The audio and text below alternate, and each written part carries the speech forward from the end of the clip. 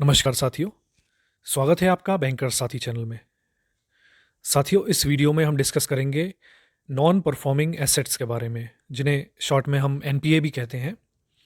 और एक बहुत ही इम्पॉर्टेंट टॉपिक है ये। अक्सर न्यूज़ में भी रहता है कि बैंक्स के एनपीएस बढ़ रहे हैं, नॉन परफॉर्मिंग एसेट्स बढ़ रहे हैं।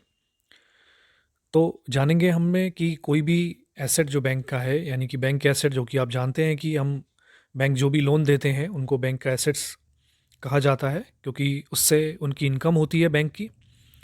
और जब भी कोई लोन ख़राब होता है, यानी कि वो परफॉर्म करना बंद कर देता है, उससे इनकम आनी बंद हो जाती है, तो हम उसको नॉन परफॉर्मिंग एसेट्स कहते हैं। और टेक्निकली हम देखेंगे कि इसकी क्या डेफिनेशन है, कब किसी लोन अकाउंट को एनपीए घोषित किया जाता है, और जब उसका एनपीए डिक्लेयर एक बार कर दिया है तो उस पर क्या प्रोविजंस होते हैं, और एनपीए में भी अलग अलग जो कैटेगरीज़ हैं वो कैसे डिसाइड की जाती हैं। और भी जो एनपीए से रिलेटेड इंपॉर्टेंट पॉइंट्स हैं वो सब हम इस वीडियो में डिस्कस करेंगे। साथियों, नॉन परफॉर्मिंग एसेट्स या एनपीए जिन्हें हम कहते हैं, वो हम किसी भी एसेट को एनपीए तब कहते हैं जब वो बैंक के लिए इनकम जनरेट करना बंद कर देते हैं। तो कोई an asset becomes non performing when it ceases to generate income for the bank. तो ये एक सिंपल सी डेफिनेशन है। अब जनरली जो लोन दिए जाते हैं वो टर्म लोन दिए जाते हैं, या ओडी या सीसी, वर्किंग कैपिटल लिमिट्स जो दी जाती हैं।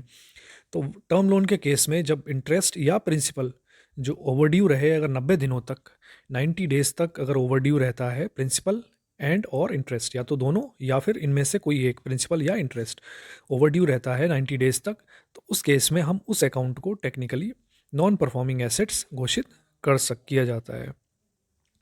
ऐसे ही जो ओडी और सीसी अकाउंट है, उनके केस में जब ओडी या CC account out of order रहता है 90 डेज तक, तब उसे नॉन परफॉर्मिंग एसेट घोषित कर दिया जाता है।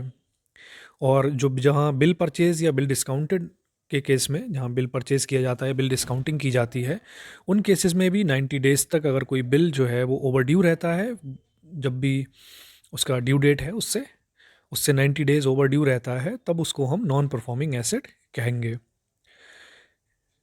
और क्रॉप जो लोन है, क्रॉप लोन के केस में अगर कोई प्रिंसिपल या उसका इंटरेस्ट या फिर दोनों अगर ओवरड्यू रहते हैं for more than 2 crop durations for short term crop loan, तब हम उनको एनपीए घोषित कर देते हैं। तो ये अलग अलग जो लोन्स हैं उनके केसेस में, जो बैंक जो लोन एसेट्स हैं बैंक के, तो किस किस एसेट को, किस किस लोन को किस समय एनपीए घोषित किया जाएगा, ये उनकी डिटेल्स थी। नेक्स्ट, अब जो दो टर्म हमने अभी पढ़े कि एक है आउट ऑफ ऑर्डर, एक है ओवरड्यू।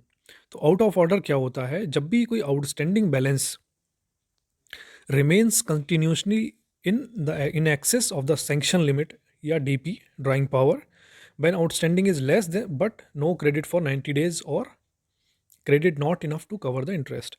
अब आउट ऑफ ऑर्डर हम कब कहेंगे? ये वर्ड जो यूज़ करते हैं जनरली हम सीसी या ओडी के केस में यूज़ करते हैं, आउट ऑफ ऑर्डर। तो आउट ऑफ ऑर्डर सीसी या ओडी अकाउंट को हम तब कहते हैं जब उसमें जो बैलेंस है वो कंटिन्यूसली 90 दिनों तक, जो उसकी ड्राइंग पावर है या सैंक्शन लिमिट है, दोनों में से किसी से भी उससे ओवर चलता है। मान लीजिए किसी को, पर्सन को हमने 1 लाख की लिमिट सैंक्शन की है, 1 लाख की सीसी है उसकी या ओडी है, और उसमें जो बैलेंस है वो बैलेंस 1 लाख से ज़्यादा अगर हो जाता है, तो उस केस में उसको हम आउट ऑफ ऑर्डर कहेंगे, अगर 90 डेज तक ऐसा आउटस्टैंडिंग 1 लाख से ज़्यादा रहती है। या फिर दूसरा सिनेरियो ये है कि आउटस्टैंडिंग तो भले ही कम है, मान लीजिए किसी की 1 लाख की लिमिट है, उसने अवेल भले ही 90,000 किया हुआ है, पूरा 1 लाख नहीं किया है, बट उसके बाद में वो उसमें कोई ट्रांजैक्शन नहीं करता है, तो उसमें इंटरेस्ट लगता रहता है, और वो मान लीजिए 2 3 महीने 4 महीने इंटरेस्ट लग जाता है, और वो हालांकि फिर भी अगर वो 1 लाख से कम ही है, बट उसमें क्रेडिट्स नहीं हुए, यानी कि जितना इंटरेस्ट लगा है उनको कवर करने के लिए उतना क्रेडिट की एंट्री उसमें नहीं हुई उस अकाउंट में, तब भी वो आउट ऑफ ऑर्डर हो जाएगा।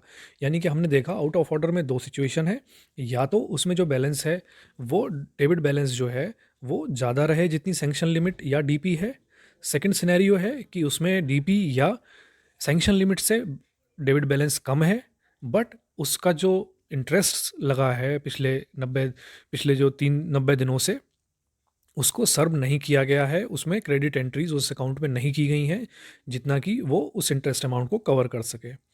तो ये हो गया out of order. Second case है ओवरड्यू। ओवरड्यू एक सिंपल सा मतलब है कि ओवरड्यू का मतलब है if not paid on due date fixed by the bank.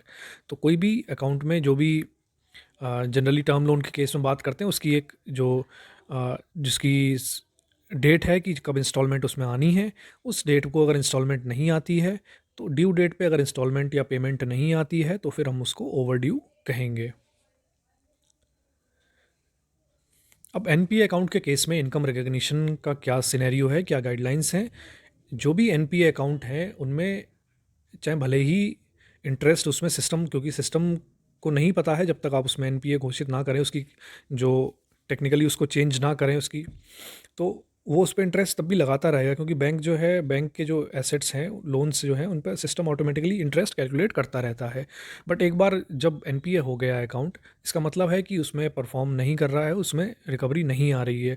तो रिकवरी नहीं आ रही है तो सिस्टम में उसमें इंटरेस्ट लगने का कोई मतलब नहीं बचता है, क्योंकि हालांकि बैंक उसमें इंटरेस्ट इनकम दिखाता जा रहा है बट एक्चुअली में तो कुछ आ ही नहीं रहा है बोरोवर से। तो उसमें जो एनपीए अकाउंट में जो इंटरेस्ट लगता है वो एक्चुअल में बैंक की इनकम नहीं होती है। इसीलिए जो इंटरेस्ट एक्रूड और क्रेडिटेड है इन income account in corresponding previous year should be reversed.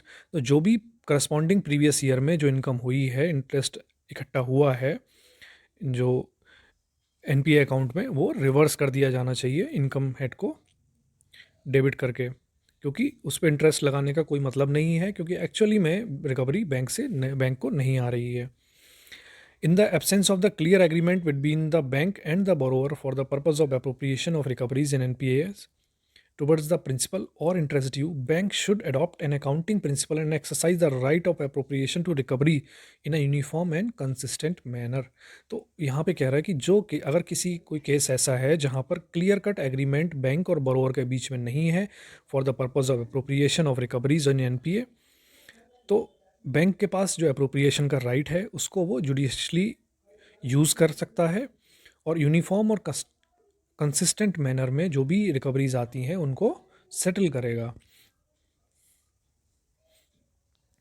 अब एक बार कोई अकाउंट जब एनपीए घोषित कर दिया गया है, एनपीए हो गया है, यानी कि 90 दिन से ज़्यादा हो गए हैं उसको ओवरड्यू हुए, इंटरेस्ट या उसमें प्रिंसिपल सर्व नहीं हुआ है, तो उस केस में अब फर्दर जो एनपीएस की कैटेगरीज़ हैं उसको 3 पार्ट में, हम 3 कैटेगरी में डिवाइड करते हैं। अब कोई एसेट जो है सब स्टैंडर्ड एसेट हम उसको कब कहेंगे, सब स्टैंडर्ड है, डाउटफुल है और लॉस एसेट्स हैं। तो पहली कैटेगरी है सब स्टैंडर्ड एसेट। सब स्टैंडर्ड एसेट का मतलब है कि कोई अकाउंट एनपीए हो गया है लेकिन अभी उसे एनपीए हुए हुए 1 साल नहीं हुआ है। जब भी कोई अकाउंट एनपीए होगा उसके बाद में फर्दर 1 साल तक हम उसको सब स्टैंडर्ड एसेट कहेंगे। डाउटफुल एसेट कब कहेंगे, जब एक बार वो एनपीए हो गया और उसको एनपीए होने के 12 महीने पूरे हो गए हैं। एनपीए हो गया है और उसको एनपीए हुए हुए भी 12 महीने पूरे हुए हो गए हैं, रिकवरी अभी भी उसमें नहीं आई है, तो उस एसेट को हम डाउटफुल एसेट कहेंगे। लॉस एसेट कब कहेंगे हम, लॉस एसेट हम तब कहेंगे an asset is considered as a loss asset when it is uncollectable. जब बैंक ये मान चुका है कि अब ये पैसा वापस नहीं आएगा, तो बैंक अपनी बुक्स में इसको अनकलेक्टेबल मान चुका है, लॉस एसेट उसको डिक्लेयर कर दिया गया है और has such little value that its continuance as a bankable asset is not suggested. तो एक बार जब बैंक ने अगर ये मान लिया कि भाई मैं कितने भी एफर्ट कर लूँ हमारे ये पैसा जो है वो डूब गया है, वो वापस नहीं आने वाला, तो उसको हम लॉस एसेट बैंक में मान लिया जाता है। अब प्रोविज़न्स जो भी बैंक लोन्स देता है, क्योंकि बैंक के साथ में क्रेडिट जो बैंक करता है, लोन्स देता है, तो हमेशा एक रिस्क जो है वो एसोसिएटेड रहता है और इसी रिस्क को मिटिगेट करने के लिए बैंक को उसमें प्रोविजनिंग भी करनी होती है।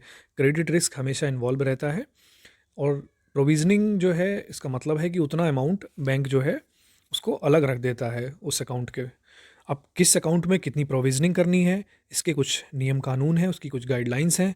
तो स्टैंडर्ड एसेट जो होते हैं, यानी कि जब अगर बिल्कुल सही खाता चल रहा है, स्टैंडर्ड है, एनपीए नहीं हुआ है अभी तक, तो स्टैंडर्ड एसेट के केस में जो एसएमई और एग्रीकल्चर के अकाउंट हैं उनमें 0.25% का प्रोविज़न करना होता है और बाकी केसेस में 0.40% का प्रोविज़न करना होगा बैंक को। और जब एक बार वो सब स्टैंडर्ड हो गया एसेट, यानी कि सब स्टैंडर्ड एसेट का मतलब हो गया कि वो एनपीए हो चुका है, तो सब स्टैंडर्ड एसेट में 15% करना होगा। सिक्योर्ड केसेस में, जो सिक्योर्ड मतलब जिनके अगेंस्ट में सिक्योरिटी है हमारे पास, तो वो 15% उनमें प्रोविज़न करना होगा और 25% करना होगा जो अनसिक्योर्ड एसेट हैं, सब स्टैंडर्ड कैटेगरी में अगर आ गए हैं। जब डाउटफुल एसेट हो गए यानी कि सिक्योर्ड अप टू 1 ईयर, तो 1 साल तक हैं, तो डाउटफुल हैं, सिक्योर्ड हैं और 1 साल तक हुआ है तो 25% तक उसमें प्रोविज़न करना होगा। डाउटफुल एसेट 1 साल से 3 साल तक, तो 1 साल से अधिक हो गया है समय और 3 साल नहीं हुए हैं तो 40% का। और डाउटफुल कैटेगरी में है, सिक्योर्ड है, लेकिन उसको 3 साल से अधिक हो गया है, वो डाउटफुल कैटेगरी में ही रखे हुए, तो उसमें प्रोविज़न 100% का बैंक को करना होगा। और जो डाउटफुल एसेट ऐसे हैं जो अनसिक्योर्ड हैं, जिनके अगेंस्ट में सिक्योरिटी नहीं है, तो वहाँ पर 100% प्रोविज़न बैंक को करना होगा। ऐसे ही जो लॉस एसेट्स हैं, यानी कि जो एसेट बैंक मान चुका है कि वो वापस नहीं आएंगे, लॉस एसेट हो चुके हैं, वहाँ पर 100% प्रोविज़न बैंक को करना होगा। अब कोई अकाउंट एनपीए जाएगा या नहीं जाएगा, उसके कुछ अर्ली रिकग्निशन, एक कुछ साइंस होते हैं, सिम्टम्स होते हैं, जिन्हें देख के कुछ आइडिया लग जाता है कि कौन सा अकाउंट एनपीए जा सकता है, एनपीए कैटेगरी में हो फॉल कर सकता है। तो इसमें एनपीए बनने से पहले ही उस पर एक्शन शुरू हो जाए, इसके लिए उसकी फर्दर 3 कैटेगरी डिवाइड किया गया है, जिससे कि हम पहचान सकते हैं कि कौन सा जो है अकाउंट है वो स्ट्रेस में है। तो स्ट्रेस किसी अकाउंट में आ रहा है, इसको पहचान करने के लिए उनको 3 कैटेगरी में डिवाइड किया जाता है। एक हम SMA 0 कहते हैं, यानी कि स्पेशल मेंशन अकाउंट। SMA का मतलब है स्पेशल मेंशन अकाउंट, 0, 1, 2, ये 3 कैटेगरीज़ हैं।